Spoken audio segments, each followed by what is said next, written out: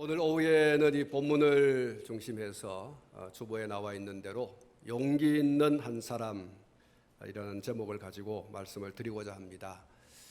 지난 주일날 저는 여러분들에게 여호람의 아내요 또 아하시아의 어머니인 아달랴가 정권을 잡기 위해서 유다집의 왕국의 그 씨를 무자비하게 살해한 내용을 말씀드렸습니다. 또한 그러한 서슬이 푸른 상황 가운데서도 여호람의 딸이요 아하시아의 누이인 여호사브앗이 유다 왕국의 이 씨인 요아스를 빼돌려서 7년 동안 숨긴 사실에 대해서도 여러분들에게 말씀을 드렸습니다. 사랑하는 성도 여러분, 오늘 우리가 읽은 이 본문은 무자비하게 유다 지배 왕국의 씨를 살해한 아달랴가 어떻게 되었는지 그 결국을 이야기해 주고 있습니다. 그 과정 가운데서 어떤 사람이 이 아달랴의 마지막을 이렇게 비참하게 끝을 맺고 유다의 왕국의 씨가 왕통을 이어서 등극하게 되어졌는지 그 과정을 소상히 말씀해 주고 있습니다.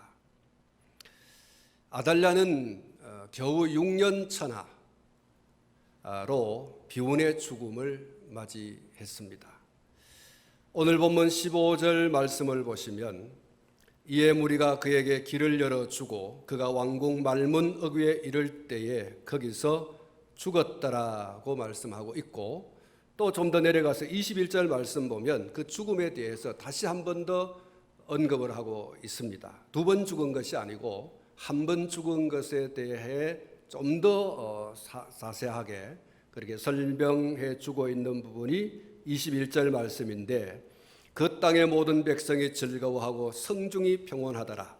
아달랴를 무리가 칼로 죽였더라. 그렇게 말씀을 하고 있습니다. 이 15절과 21절 말씀을 보면 아달랴가 결국 칼에 죽어서 왕궁과 그리고 성전 그 중간 말문 어귀라고 말씀하고 있는데 그 길에서 죽음을 맞이했다. 이렇게 기록을 하고 있는 것이죠. 사랑하는 성도 여러분, 나이가 7세밖에 되지 않은 어린 요아스가 왕으로 등극을 했습니다. 그런데 21절 말씀에서 밝히고 있는 것처럼 온 백성이 즐거워했다 이렇게 말씀을 하고, 그리고 성중이 평안했다 이렇게 말씀하고 있습니다. 사랑하는 성도 여러분, 7세의 어린 왕자가 왕위에 올라갔습니다. 백성들이 즐거워할 일만은 아닙니다. 6세, 7세의 어린 왕이 무슨 일을 하겠습니까? 백성들이 불안해해야 되죠. 그런데 7세의 이 왕자가 왕위에 오른 것에 대해서 백성들이 모두 즐거워하고 성중이 평안했다. 사랑하는 성도 여러분, 이것이 무엇을 의미하겠습니까? 7세의 어린 왕자가 왕위에 오르는데 어떻게 백성들이 즐거워하고 어떻게 성중이 평온할 수가 있겠습니까? 그것의 의미는 이렇습니다. 아달랴가 왕으로 등극을 하고 6년의 세월이 지나는 동안에 백성들이 얼마나 고통스러웠고 얼마나 괴로웠는지를 반영하는 것이지요. 백성들은 즐거움을 잃어버렸습니다. 나라는 평온을 잊어버렸습니다. 얼마나 그들이 평온을 갈구했고 얼마나 그들이 즐거움을 갈구했는지 모릅니다. 그래서 비록 나이가 어리지만 겨우 7세에 지나지 않는 왕자가 왕위에 오르지만, 그러나 하나님의 언약의 왕통이 그 왕통을 이어서 왕이 된다고 하는 이 사실 앞에 백성들은 즐거워하고 그리고 온 성안이 평온하게 되어졌던 겁니다. 아달랴가 왕위에 올라서 얼마나 포악을 행하였으면 온 백성들이 7세의 어린 왕자가 왕위에 오르는데 즐거워했을까? 그 시대적 그 배경을 반영하고 있는 부분이라고 할 수가 있습니다. 본문 17절 그리고 열왕기하 11장 18절 말씀에 보면 온 국민이 바알의 신당으로 가서 그 신당을 부수고 그의 제단들과 형상들을 깨뜨리고 그 제단 앞에서 바알의 제사장 맏단을 죽이니라, 이렇게 기록을 하고 있습니다. 무슨 이야기인가 하면 아달랴가 왕으로 재임한 6년의 세월 동안 유다는 여호와 하나님을 신앙하는 그 신앙이 자취를 감춰버렸다는 겁니다. 유다는 북이스라엘과는 달리 여호와 신앙을 그들이 철저하게 지키고 어려운 중에도 그 신앙만큼은 붙들고 살아왔습니다. 힘들고 어려울 때 하나님을 찾는 그런 영적인 번뜩임이 그들 가운데 있었던 것이죠. 그런데 그 여호와 신앙이 아달랴가 재임하면서부터 철저히 무너지고 철저히 무너지는 대신에 북이스라엘 사람들이 숭배하는 바알 숭배가 융성했다라고 하는 것을 대변하는 말씀이 아까 말씀을 읽어드린 이 본문 17절 그리고 열왕기하서 11장 18절 말씀인 것입니다. 여호와 신앙을 철저히 무너지게 하고 바알 우상을 숭배하는 그 귀신 신앙이 유다 나라 가운데 왕성하게 되어졌다라고 하는 것을 대변하는 말씀, 그것이 오늘 17절 말씀이라고 했습니다. 누가 그렇게 했는가? 그 장본인이 바로 아달랴입니다. 지난 주일에 살펴본 대로 그는 북이스라엘의 가장 악한 왕이라고 하는 그 아합 왕과 그 왕의 아내인 이세벨의 딸이었습니다. 아합과 여호사밧이 서로의 정치적인 이득을 위해서 그들의 아들과 딸이 정략적인 결혼을 하도록 했습니다. 그래서 유다로 오게 된 아달랴였기 때문에 이 우상 숭배의 온상이라고 할 수 있는 자신의 부모인 아합과 이세벨에게서 나면서부터 듣고 보고 배우고 한 것이 우상 숭배입니다. 결혼하고 유다로 건너왔지만 여전히 그 우상 숭배 신앙을 버리지 못했던 겁니다. 바알이야말로 나라를 평온하게 하고 바알이야말로 내가 정치를 하는 데 있어서 커다란 힘이다라고 여긴 것이죠. 그래서 그 바알 신앙을 유다의 백성들에게 6년 동안이나 강요하고 신당을 세워서 그 신당에 나가서 백성들이 여호와의 성전이 아니라 그 신당에서 우상, 바알 우상을 숭배하도록 했던 것입니다. 우리가 이미 앞에서 살펴보았습니다마는 아달랴는 남편 여호람과 아들 아하시야가 우상을 숭배하기 위한 신당을 짓게 하고 그리고 우상을 숭배하도록 한 장본인이었습니다. 그리고 이제 그들이 죽고 없어진 후에는 더욱 더 우상 숭배에 열을 올린 것입니다. 백성들은 아달랴의 이 질주에 넌저리가 났습니다. 그래서 비록 나이는 어리지만 유다의 집 왕의 시인 요아스가 출현을 하면서 마음을 하나로 해서 마침내 그 아달랴를 제거하고 그가 장려하던 우상의 거처와 우상들과 우상 숭배하는 제사장을 철거하고 처단하는 영적인 청결 작업을 실시한 것입니다. 사랑하는 성도 여러분, 악행은 결코 오래가지 않습니다. 그리고 그 말로는 비참한 것입니다. 또한 우상과 우상을 숭배하는 자들의 결말이 또한 얼마나 비참한 것인지를 오늘 이 본문이 우리에게 잘 보여주고 있습니다.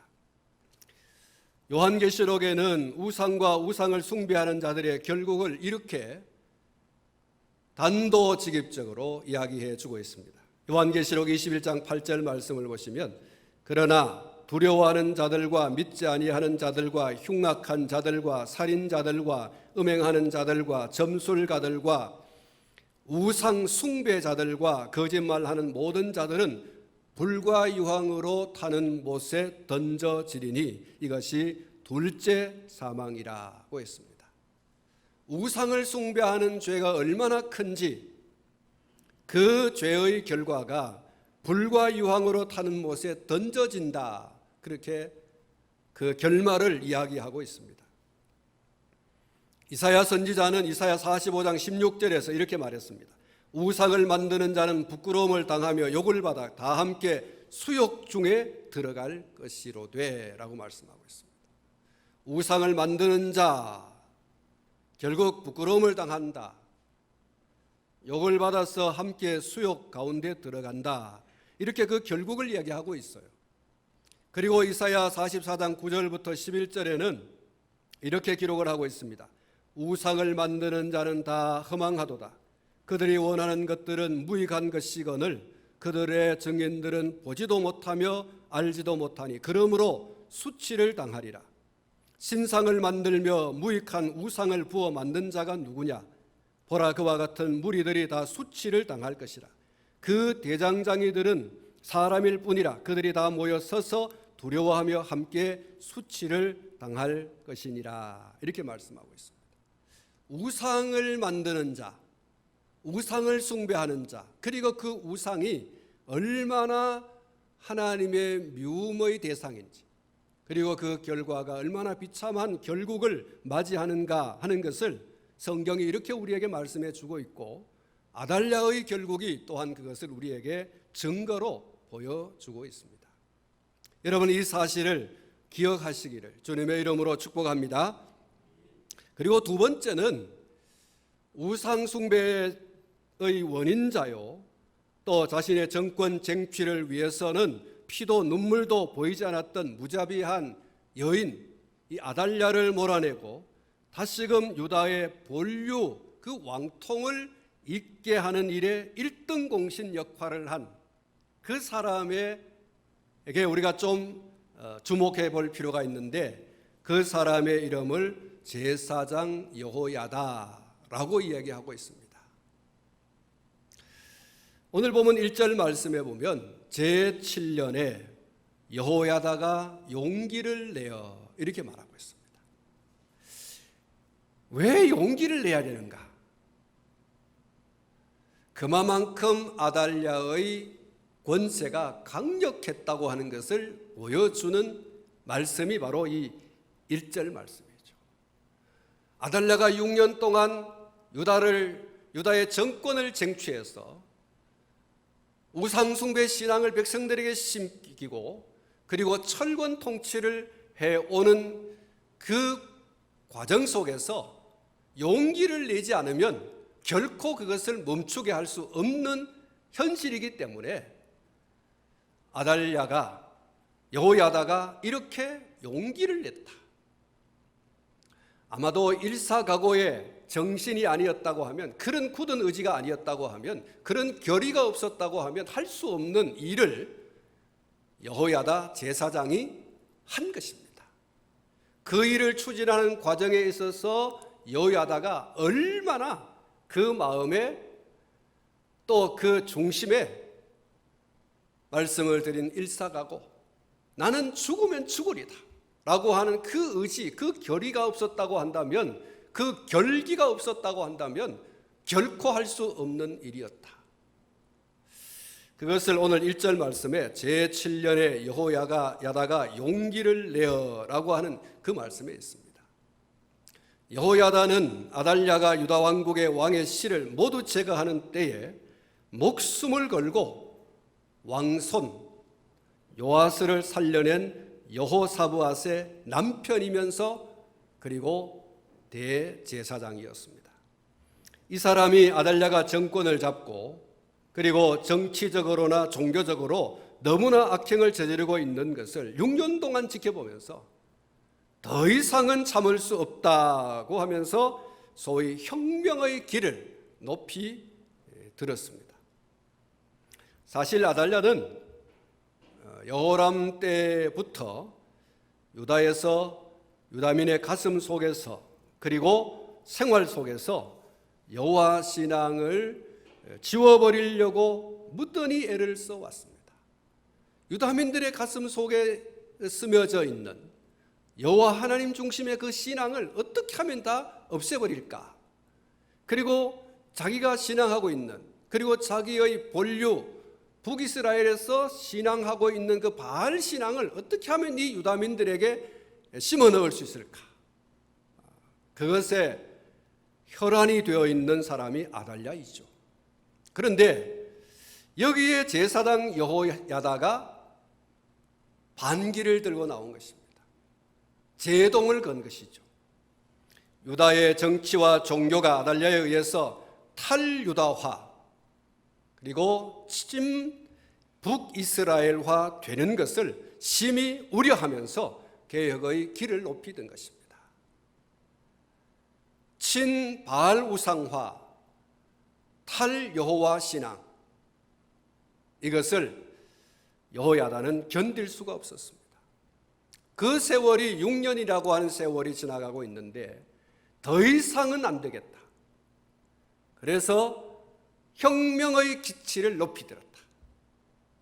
이렇게 오늘 1절 그리고 2절을 통해서 말씀하고 있습니다. 1절을 다시 보시면 백부장 곧 여로함의 아들 아사랴와 여호나한의 아들 이스마엘과 오데스의 아들 아사랴와 아다야의 아들 마아세야와 시그리의 아들 엘리사밧이 이 여호야다와 뜻을 같이 하게 되었다라고 말씀을 하고 있고, 2절 말씀을 보면 그들이 유다를 두루다니며 유다 모든 고을에서 레위 사람들과 이스라엘 족장들을 모았다.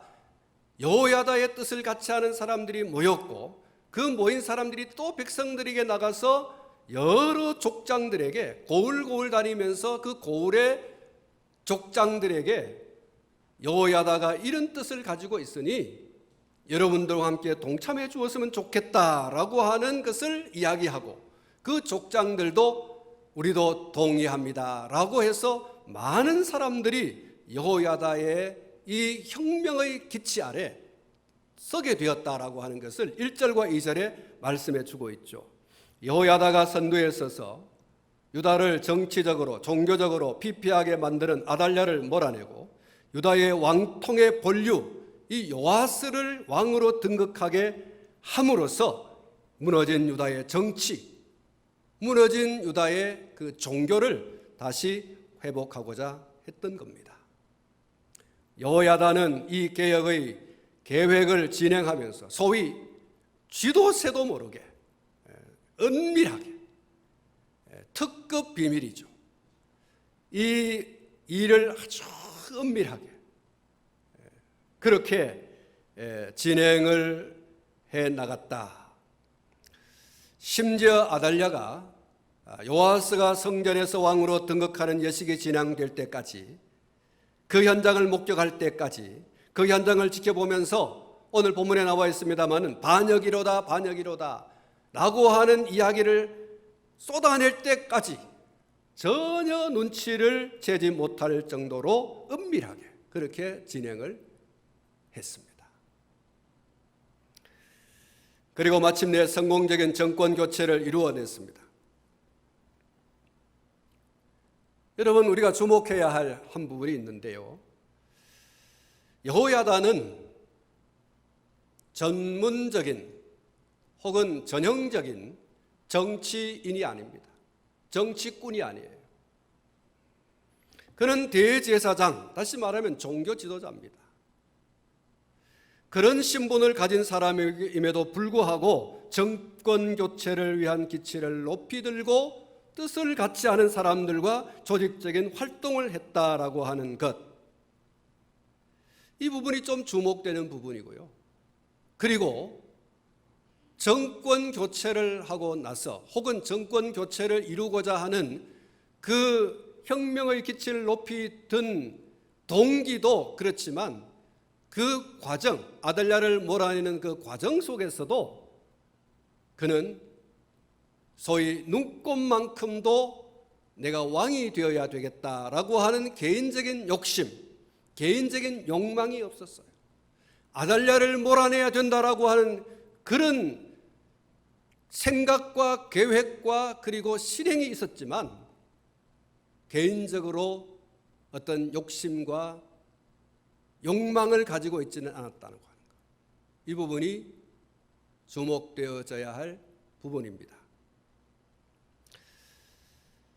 정교 분립의 원칙은 지켜져야 되죠. 종교와 정치는 분리되어야 됩니다.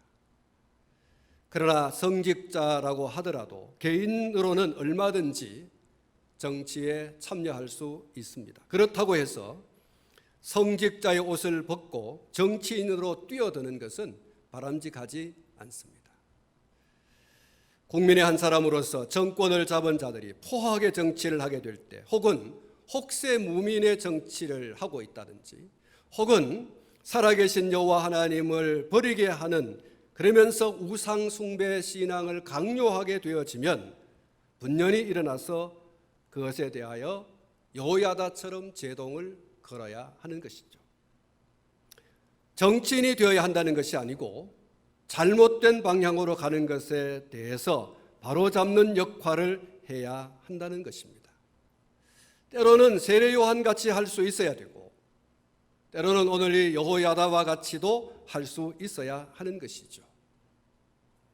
세례 요한은 헤롯이 자기의 동생의 아내를 취하는 이와 같은 불륜을 저지르는 것에 대해서 왕이여 이것은 옳지 않다, 왕이 도덕과 윤리의 기준이 되어야 하는데 어찌하여서 이런 악을 행하는가, 이런 불륜을 행하는가 라고 목소리를 높여서 이야기했던 사람이 세례 요한이죠. 오늘 본문에 나온 여호야다, 아달랴가 유다의 가슴 속에, 유다민의 가슴 속에 심어져 있는 그 여호와 신앙의 뿌리를 뽑아내버리려고 하고 언약의 왕통인 다윗의 그 씨를 말살시키려고 하는 이와 같은 행위를 하게 되어졌을 때, 또 그런 정치를 하게 되어졌을 때 이건 아닙니다 라고 기치를 들었던 사람이 여호야다였습니다. 그런데 어떤 경우에도 세례 요한과 여호야다의 입장을 성직자는 견지해야 됩니다. 다시 말하면 욕심을 부리지 말아야 됩니다.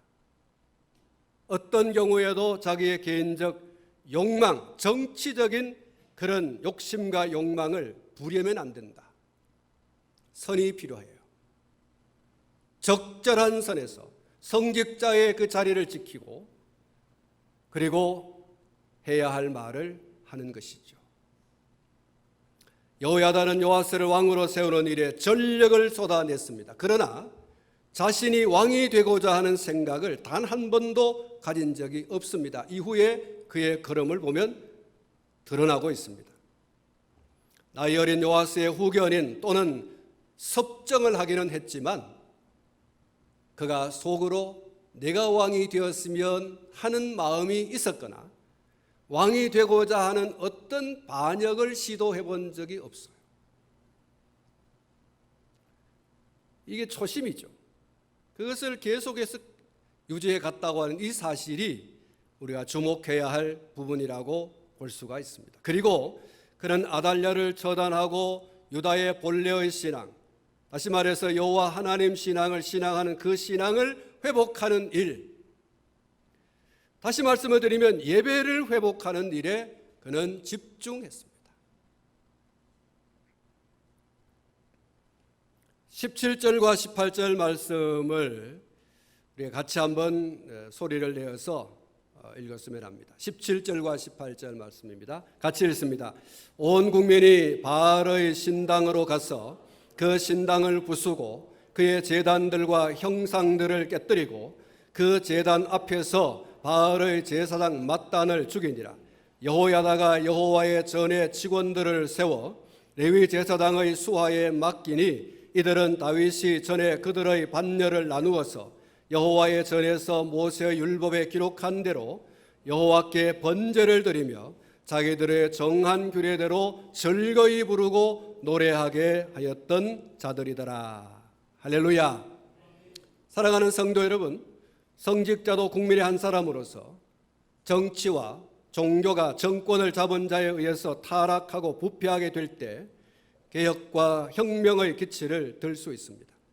그러나 성직자가 성직을 버리고 정권 쟁취 혹은 정권 찬탈, 야욕의 욕심을 부려서는 안 되는 것입니다. 그것은 타락이고 그것은 부패로 가는 것이죠. 그리고 기억해야 할 것은 신앙 회복의 가장 중요한 회복이 예배의 회복이라고 하는 이것을 주목해 볼 여지가 있습니다. 예배가 무너지면 신앙이 무너지게 되어 있습니다. 그리고 예배를 드림에 있어서 개인적으로 가정에서 아니면 제3의 장소에서 드릴 수 있습니다. 그러나 구원의 기쁨과 즐거움을 가지고 있는 성도들이 예배를 위한 특정한 장소에 모여서 함께 공예배를 드리는 것이 무엇보다 중요하다. 무교회주의자들이라고 하는 사람들이 있습니다. 그들 나름대로 우리는 무교회다라고 얘기하는데 성경이 두세 사람이 모인 그것을 하나님은 성경은 그것이 교회라고 얘기하고 있어요. 예수 그리스도를 믿는 믿음의 사람들이 함께 모여있는 그 모임은 에클레시아, 교회입니다. 하나님은 예수님을 구주로 믿는 사람들이 함께 한자리에 모여서 함께 한 신앙을 고백하면서 한 목소리로 기도하고 한 목소리로 찬송하고 한 목소리로 하나님께 예배하는 그 예배를 하나님은 좋아하시고 권장하시고 또 말씀하셨죠. 왜 예루살렘 성전이 있습니까? 왜 그들이 회막이라고 하는 것이 있습니까? 왜 하나님께서 하나님의 백성들의 모임 가운데 성전이라고 하는 것을 주셨습니까? 그 한 곳에 모여서 함께 하나님의 백성들이 하나님께 예배하는 것을 하나님이 좋아하신다는 것이죠. 여러분 개인적으로 얼마든지 가정에서 드리고 또 제3의 장소에서 예배를 드리십시오. 그러나 정한 날짜가 되면, 정한 시간이 되면 예배당에 나와서 성도들과 교제를 나누며 하나님과 신령한 교제의 그 속으로 들어가는 공예배를 하나님 앞에 드릴 수 있기를 주님의 이름으로 축복합니다. 사랑하는 성도 여러분, 오늘 우리 이 나라는 정말 어려운 가운데 놓여 있습니다. 여러 부분에서. 그리고 특히 우리 기독교 신앙을 가진 우리 성도들에게 정말 힘든 그런 시기를 맞이하고 있습니다. 특별히 21대 국회가 시작이 되어지고 21대 국회에서 국가인권위원회가 국회에 제출할 예정인 포괄적 차별금지법을 발의하려고 하는 시점에 놓여 있습니다. 포괄적 차별금지법 그 겉모양은 굉장히 좋아 보입니다. 그러나 그 속에 들어가 보면 얼마나 위험한, 그리고 특히 기독교 신앙을 가지고 있는 교회, 오늘 저와 여러분들의 신앙에 얼마나 위협을 하는 법인지를 들여다보게 되어집니다. 큰 틀에서 소수의 사람들을 위하고 사회적 약자를 보호한다고 하는 의미에서는 이 포괄적 차별금지법이 대단히 중요한 것인데 그 속에 결코 들어가서는 안 되는 그런 독소 조항들이 있다는 사실이에요. 그 소수 속에 성소수자들, 다시 말하면 동성연애, 동성결혼, 동성애자, 들을 보호하고 그리고 그것을 통해서 다수의 건강한 사람들을 위협하게 하려고 하는, 그리고 그 법이 통과되어지면 결국 많은 사람들이 범법자가 되어질 수밖에 없는, 강단에서 동성연애 안 됩니다, 동성결혼 안 됩니다, 동성결혼 죄입니다 이렇게 말하면 이제 붙잡혀가게 되죠, 목사는. 그리고 또한 이 포괄적 차별금지법 안에는 절대로 어떤 종교든지 타 종교를 비판하거나 또 평가하거나 그렇게 해서는 안 된다라고 하는 게 있습니다. 결국 이것은 예수 믿는 저와 여러분들에게 있어서 행동화해야 되는 전도가 있지 않습니까?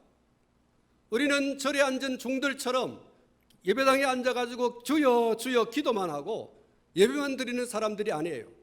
예배당 안에서 말씀을 듣고 은혜를 받아서 세상에 나가서 예수 그는 그리스도다라고 하는 것을 전해야 하는 것이 우리의 사명이지 않습니까? 그런데 여러분, 이제 이런 소리를 포괄적 차별금지법이 통과되어지면 그 안에 그런 독소 조항이 있습니다. 절대로 어떤 종교든지 타 종교를 비방하거나 타 종교를 폄하하거나 다른 종교를 평가해서는 안 된다. 여러분, 설교를 우상신앙 안 됩니다라고 말하면 이제 설교자는 누군가에 의해서 고발을 당하게 되고 붙잡혀 갈 수밖에 없습니다. 범법자가 되는 것이죠.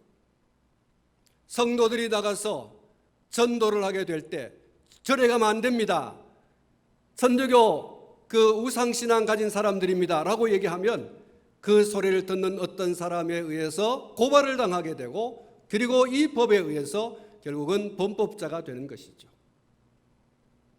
이 포괄적 차별금지법은 앞으로 수많은 기독교인들이 범법자가 되어질 수 있는 독소적 헌법을 발의하려고 하는 아주 위험한 발상이다. 처음에 말씀을 드린 것처럼 넓은 의미에서 소수자들, 사회적인 약자들을 보호하는 인권적인 의미에서는 굉장히 좀 괜찮은 법이라고 할 수 있겠지만 그 안에 들어가서 숲속에 들어가서 세워져 있는 가지가지 하나를 그를 들여다보니까 너무너무 독소적인 조항들이 많아요. 말씀을 드린 것처럼 이것은 특히 우리 기독교 신앙을 가지고 있는 교회와 성도들에게 매우 위험하고 그리고 칼과 같은 그런 법이 아닐 수가 없다. 그래서 저는 이 포괄적 차별금지법 반대 청원에 서명을 했습니다. 다른 것은 몰라도 이것은 결코 안 된다. 사회적인 약자 보호해야 당연하죠. 소수의 의견을 인정하고 또 보호해야 되는 것 당연한 거지만, 그러나 제가 말씀을 드린 그런 부분들에 있어서는 안 된다. 다른 것은 발의를 하고 법으로 제정하고 한다 하더라도 이 부분만큼은 고려해라. 그렇게 우리 기독교계에서 요구를 하고 있습니다. 사랑하는 성도 여러분, 예배가 있는 삶을 살아가시기를 축복합니다. 예배가 살면 내가 살고 가정이 살고 교회가 살고 민족이 삽니다. 예배가 산다고 하는 것은 내가 주인 삼은 모든 것을 내려놓고 내 속에 오직 하나님이 왕으로 주인으로 계시도록 하는 것입니다. 그것을 구체적으로 적극적으로 행동하고 표현하는 것이 바로 예배입니다. 하나님이 왕 되시고 주인 되게 하는 이 예배를 죽게 만드는 어떤 우상 숭배 신앙도 여러분 배척하고 배제하시기를, 강력하게 여러분 브레이크를 밟으시기를 축복합니다. 우리의 신앙에 그 어떤 것들이 골리앗처럼 일어난다고 할 때에 우리는 다윗처럼 비록 물맷돌이지만 비록 막대기 하나지만 들고 나서야 하는 것이죠. 그것이 오늘 여호야다가 우리에게 보여준 모습이라고 할 수 있겠습니다. 사랑하는 성도 여러분, 하나님을 왕으로 주인으로 인정하고 선포하며 굽혀 경배하는 이런 하나님 중심의 신앙이 꿋꿋하게 여러분들을 통하여 세워갈 수 있기를 주님의 이름으로 축복합니다. 이 신앙을 위협하는 어떤 세력도 골리앗처럼 우리에게 다가와 위협한다 할지라도 다윗처럼 맞서 나가 싸울 수 있는 그런 성도가 되시기를 주님의 이름으로 축복합니다. 기도하겠습니다. 거룩하신 하나님 아버지,